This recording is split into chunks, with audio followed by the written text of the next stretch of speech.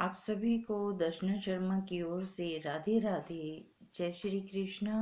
ओम साई राम। कैसे हैं आप सब? हमेशा की तरह हंसते खिलते मुस्कुराते ऐसे ही रहा करो। हंसते खेलते मुस्कुराते, और हाँ, अपने परिवार में भी हमेशा मिलजुल के रहा करो। कल के प्रसंग में हमने जाना कि नरसिंह जी हर तरफ से हताश परेशान थे, परंतु एक भरोसा किसका? ठाकुर जी का, नरसिंह जी को था कि हमारे ठाकुर जी हमारा मायरा भरने अवश्य पहुंचेंगे अंजार नगर।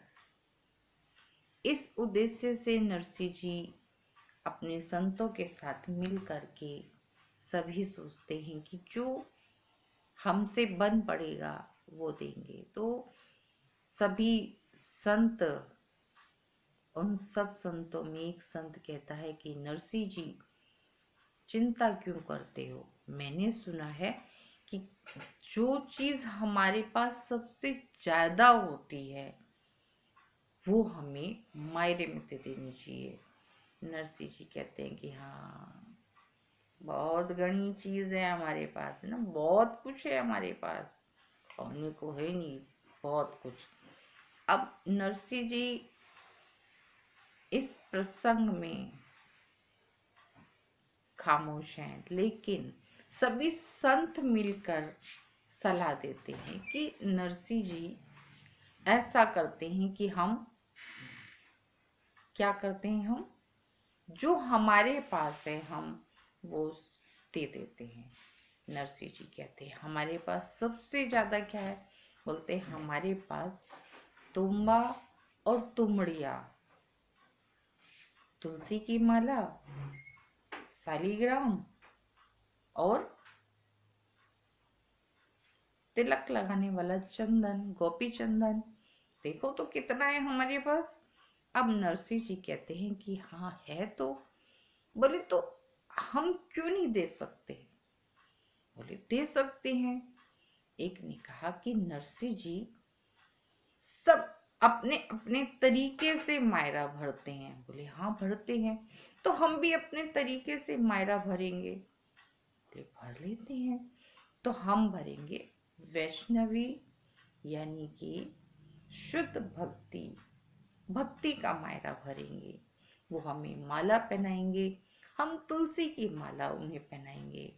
वो हमें रोरी का तिलक लगाएंगे और हम चंदन का तिलक लगाएंगे। बोले ये भी सही है।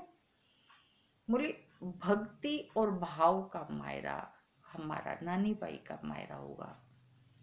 तो नरसिंह जी कहते हैं तो फिर देरी किस बात की, करो तैयारी, गाड़ी तो बाहर खड़ी है।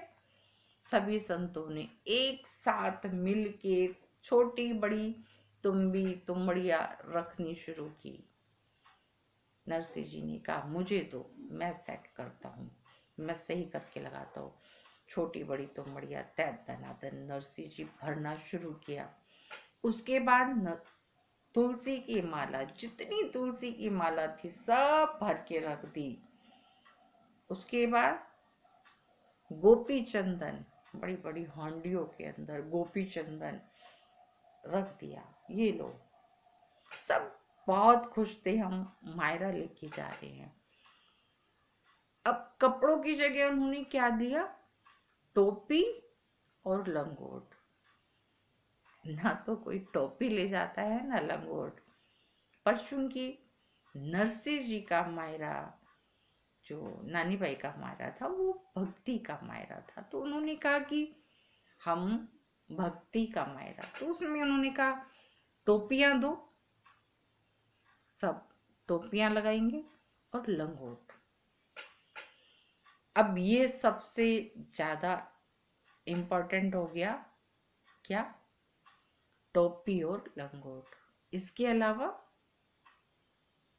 अपनी मदन गोपाल, जिन्हें उन्होंने बीच में सजाया, और इसके अलावा था मृदंग ताल, जो उन्होंने जल्दी जल्दी में उठाई कि हम करेंगे क्या, बिना मृदंग ताल के कैसे सुर बनेगा, कैसे भजन कीर्तन करेंगे। सबने कहा हाँ ये तो बात सही है, हम भूल ही गए। बोलो भूलो नहीं, उठाओ मृदंग ताल। अब जब नरसिंह जी ने सारी बैलगाड़ी को भर लिया, तैयार कर लिया, अब नरसिंह जी चले मायरा लेके। जैसे ही चले, नरसिंह जी की पत्नी कहती है कहाँ बेइज्जती कराने जा रहे हो, ऐसा भी कहीं मायरा होता है। नरसिंह जी ने मुस्कुरा के कहा तो मैं अकेले बेइज्जती क्यों कराऊंगा, चल तो भी दोनों मिलके कराएंगे। नरसिंह की पत्नी कहती है मैं तो मरे पे भी नहीं जाऊंगी, जाओ तुम ही। कहता ठीक है भाई, मैं तो जा ही रहा हूं, अब तुझे चलना है तो बोल। वो गुस्से में अंदर चली गई और नरसिंह जी अपनी बैलगाड़ी तैयार करके उसमें संतों को बिठाया। संतों से भी पूछा कौन कौन संत जाना चाहता है। 16 संतों ने हाथ उठाया, नरसिंह जी हम आपके बिना यहाँ रह के क्या करेंगे, हम चलेंगे हम चलेंगे। 16 सूरा स्वामी यानी कि जो संत थे वो अंधे थे, अंधे सूरा स्वामी, उन 16 को उसने रख लिया, अपने बैठा लिया अपनी गाड़ी में। उनको दिखाई नहीं देता था, उनके सारे कार्य नरसिंह जी ही करते थे। पहले सारा मायरे का सामान रखा, फिर जगह जगह बचा बचा के 16 सूरा स्वामियों को बिठाया। इसके बाद नरसिंह जी ने सबसे जो अहम काम किया, अपने मदन गोपाल को बीच में बिठाया और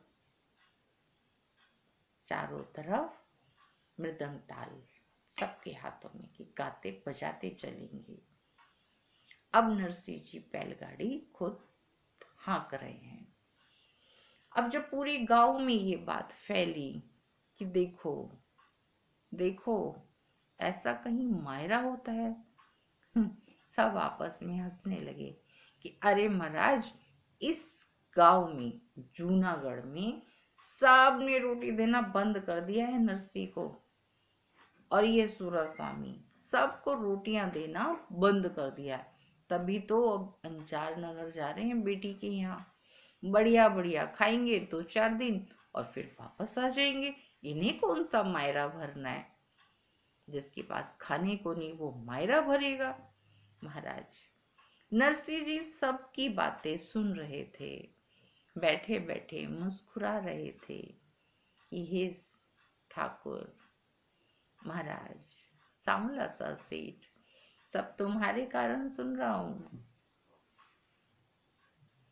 अब वो बैठे हैं, मुस्कुरा रहे हैं, उन्हें कोई फर्क नहीं पड़ता कि कौन क्या मुझे कह रहा है। उन्होंने किसी की कुछ नहीं सुनी, बोलते रहो। गांव में मदद किसी ने नहीं की, लेकिन पूरा के पूरे गांव के जितने भी लोग थे वो सब उसकी हंसी उड़ा रहे हैं, मजाक उड़ा रहे हैं और ऐसे इकट्ठे हो रहे हैं जैसे कहीं मेला लगा है। वो मेला नरसिंह का मेला था, जिसे देखने पूरे गांव के लोग इकट्ठा हो गए और सब अपने अपने तरीके से सब बोल रहे हैं कि देखो ऐसा मायरा होता है, अरे इसको रोटियां कोई देता नहीं है। अब ये दूसरे गांव जा रहा है, दूसरे भी कहाँ, बेटी के घर जा रहा है। अब ये वहां जाएगा और वहां की रोटियां खाएगा, बढ़िया बढ़िया बेटी की यहाँ जीमेगा, 4-5 दिन सेवा कराएगा और फिर वापस आ जाएगा। ऐसा है ये नरसिंह महाराज। कोई उसकी परिस्थिति नहीं समझना चाहता था और कोई सुन भी नहीं रहा था। सब अपनी अपनी तरीके से, अपने अपने हिसाब से सब नरसिंह जी को जो अच्छा लग रहा था बोलते जा रहे थे। कोई कुछ बोले, कोई कुछ बोले। नरसिंह जी कहते हैं बोलो, जितना बोलना है बोलो। ये इधर से सुनूंगा, इधर से निकालूंगा। महाराज अब नरसिंह जी चलने लगे। अभी थोड़ी सी ही दूरी पे चले थे कि एक पहिया निकल के भाग गया। नरसिंह जी की गाड़ी धम से बैठ गई। सारे के सारे सूरा स्वामी जितने भी थे उन सब के ऊपर छोटी बड़ी तुमबड़ियां धड़ धड़ धड़ धड़ धड़ धड़ गिर के नीचे गिरने लगी। बोले नरसिंह जी टाट फूट रही है, क्या कर रहे हो? बोले कुछ नहीं कर रहा, थोड़ा सा सामान सेट कर रहा हूं। बोले ये कैसे तरीका है सेट करने? बोले सब उतरो फिर से।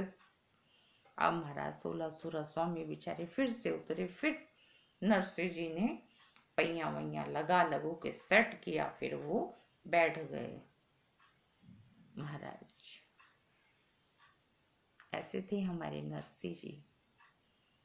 अब नरसिंह जी ने दूसरा जैसे ही पड़ाव लिया, तुरंत ही महाराज जानते हो क्या किया?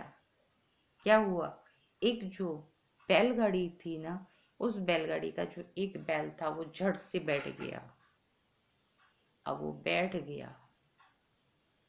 अब जब वो बैठ गया तो अब वो बैठा, फिर से सारी की सारी छोटी बड़ी तुमबड़ियां सूरा स्वामियों के सर पे आके पड़ी। बोले नरसिंह जी। बोले हाँ जी। बोले ये क्या है? बोले कुछ नहीं है, बड़ी बड़ी तुमबड़ियां सेट हो रही हैं, चिंता मत करो, मैं अभी ठीक कर देता हूँ। और बैल के सामने हाथ जोड़े। बैल जी ये सारथी का काम है, उठो। किसी तरह बैल को उठाया, सबको फिर से सही किया और फिर नरसिंह जी चले। अब नरसिंह जी परेशान हो जाते हैं, दुखी हो जाते हैं।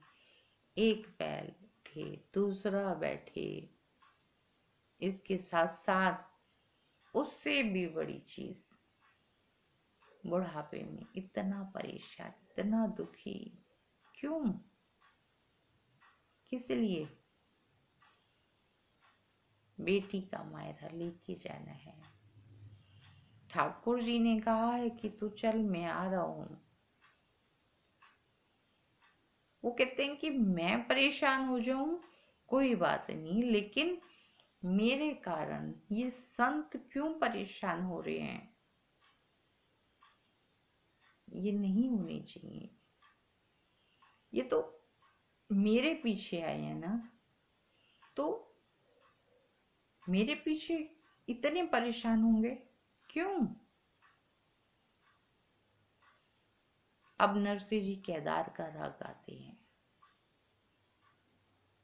केदार का राग जैसे ही खत्म होता है, जैसे ही खत्म होता है, वैसे ही ठाकुर जी की नींद टूटती है। ठाकुर जी कहते हैं कि ओह, मुझे अभी जाना होगा। अब रुकमन जी कहती हैं कि ऐसा क्या हुआ? बोले मेरे बहुत ही प्यारे भक्त पर बहुत परेशानी आई है। बोले तुम्हारे सारे भक्तों पे रात को ही परेशानी आती है, दिन में तो वो भजन कीर्तन करते हैं और रात में आपको परेशान करते हैं। बोलो परेशान नहीं करते, निहाल करते हैं मुझे। बोले जाओ। अब वो ठाकुर जी चले जाते हैं और सीधा पहुंचते हैं, किसके पास पहुंचेंगे? विश्वकर्मा जी के पास। औजारों की सारी व्यवस्था विश्वकर्मा जी के पास है। अब वो जब पहुंचे तो वो कहते हैं कि दरवाजा खटखटाते हैं। खाती की पूरी वस्त्र उन्होंने खाती के पहने थे। यहाँ सब अपना पूरा चेंज था उनका। खाती की हाथी के वस्त्र पहन के वो पहुंच गए ब्रह्मा जी, विश्वकर्मा जी के पास। विश्वकर्मा जी से कहते हैं कि जैसे ही उन्होंने खटखटाया महल, वैसे ही उन्होंने दरवाजा खोला। विश्वकर्मा जी घबरा गए, बोले महाराज आप, महाराज मुझे बुला लिया होता, मैं आ जाता।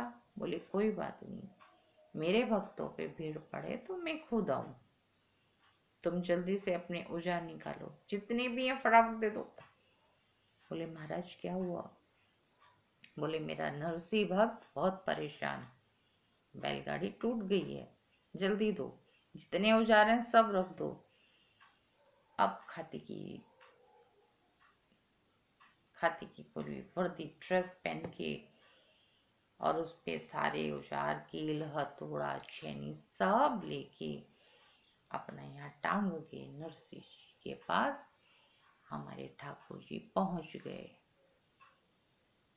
लेकिन एकदम थोड़ी पहुंचेंगे, इंसानी रूप में है तो पीछे से धम धम धम भागते भागते भागते भागते भागते भागते, संतो ठहरो, संतो ठहरो, बाबा जी ठहरो। कोई ठहरने को तैयार नहीं। अब वो अपनी गाड़ी को धीरे धीरे चला रहे हैं, धीरे धीरे।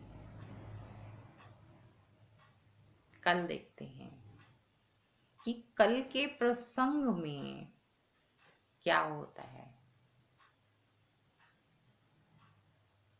कल के प्रसंग में हम जानेंगे कि क्या ठाकुर जी संतों के विषय में और ठाकुर जी के विषय में क्या करते हैं, उनकी किस तरह मदद करते हैं, और अंजार नगर वो सब मिलके कैसे पहुंचते हैं।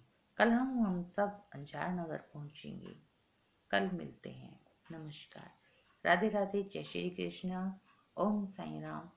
स्वस्थ रहें, खुश रहें, अपना ख्याल रखें।